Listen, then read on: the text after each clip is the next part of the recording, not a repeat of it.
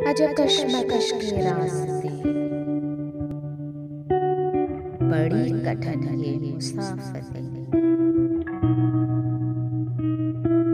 मैं जिनकी राहों में बिछ गई, उन्हीं को मुझसे शिकायतें सब बचा है, लेकिन मैं कैसे उसको यकीन दिलाऊं, उसे भुलाऊं तो मर न जाऊं।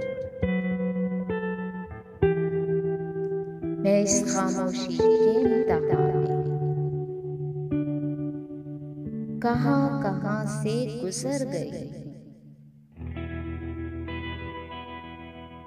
उसे खबर भी नहीं है शायद। मैं धीरे धीरे बिखर गई, मैं धीरे धीरे